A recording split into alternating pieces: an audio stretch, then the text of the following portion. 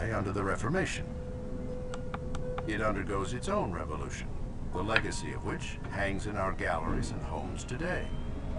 Both art and music became not only offerings to God, but expressions of our humanity, the wonder and the mystery of being human that is revealed in artistic expression. And once art was released from being an instrument of religion, this opened up the whole world as the domain of art. So the world of nature, the world of humanity, the world of everyday life, all of these became now no longer perhaps vehicles for transcendence or for salvation, but they became interesting in their own right.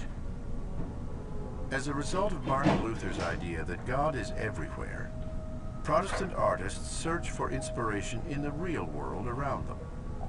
Works of art now had the function of being beautiful. In that sense, art for art's sake, as it will be called in the 19th century, begins through this separation of the artwork from its religious domain. By wiping out Catholic artworks, Archbishop Thomas Cranmer believes he has provided a foundation for Protestantism in England, but others feel he hasn't gone far enough.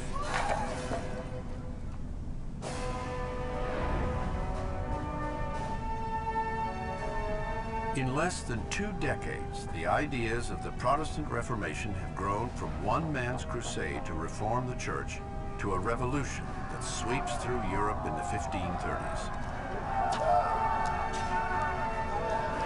At the same time as Protestant ideas are inspiring violence in England, another reformer is leading his own radical charge in Switzerland.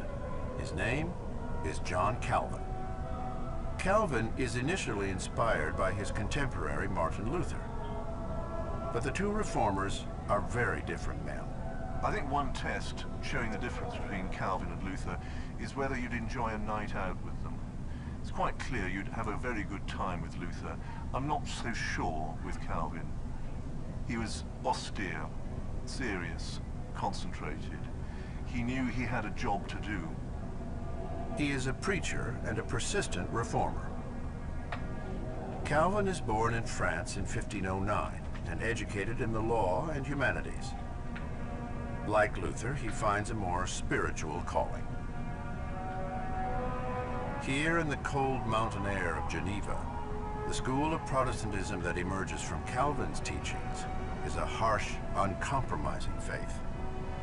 I think one of the great selling points of the Reformation was actually its discipline. Everyone desperately wanted discipline in the 16th century, Catholics and Protestants alike.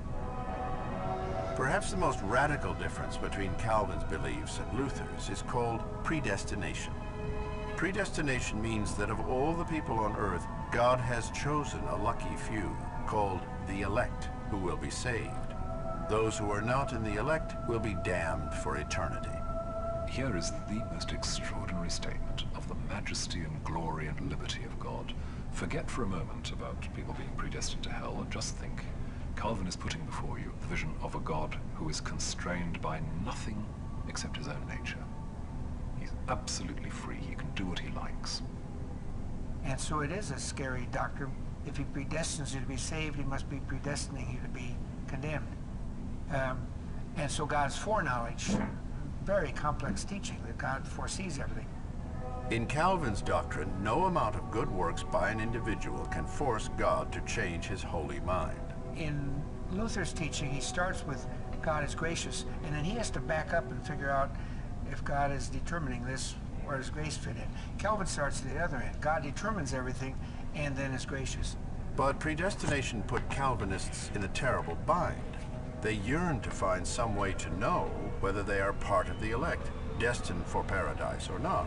While Calvin and his followers reject the old Catholic notion that good works can provide salvation, they come up with a new idea, that good works might demonstrate if you are among the elect to be saved. Calvinists were by far the most activist of any Protestants. They were always busy doing God's work, and in their sense, they were proving that they were elect, proving to themselves. Predestination can be liberating and empowering, but it can be terrifying because you cannot be sure that God has predestined you. In the world of work, Protestants find an answer to their painful spiritual predicament. One of the signs, it was believed, of election was that you were successful in your profession, you were successful in the world around you. So the more you prospered, the more you earned, the clearer it was you were predestined to heaven. So you have this close correlation between the idea of being saved and the idea of being successful. The harder Calvinists work, the more likely they are to prosper. The more they prosper, the more convinced they become of their own salvation. This uncompromising religious stance will play a powerful role in creating modern capitalism. For 1,000 years, the Catholic Church condemned the practice of money lending, or usury, as sinful. The Christian wasn't supposed to take an interest. Taking of interest was seen as taking advantage of somebody and of stealing. But for Calvin, money, like human beings, belongs to a world of work, and work is a godly activity. Money should be made useful, not stowed away in a bank vault. This seismic shift in thought helps lead to a lifting of the ban on charging interest throughout Northern Europe. Protestants can now compete with the likes of the powerful Medici family of Italy, who have set up a system of banking throughout Europe.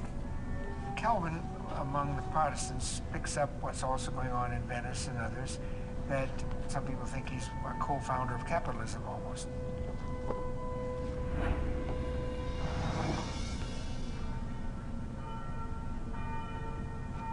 On February 18, 1546, Martin Luther dies in the German town of Eisleben.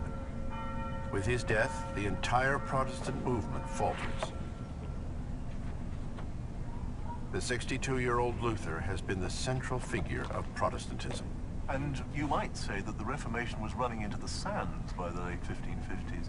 It took the Reformed Protestant, John Calvin, and his allies to rescue the Reformation at that stage. Calvinism begins to compete with Lutheranism within the Protestant community. The next 100 years will be drenched in the blood of holy wars as princes, kings, and emperors vie for power and land in the name of God. And Protestantism will be exported to the New World, where it will create a demand for a government of the people, by the people, for the people. Amen.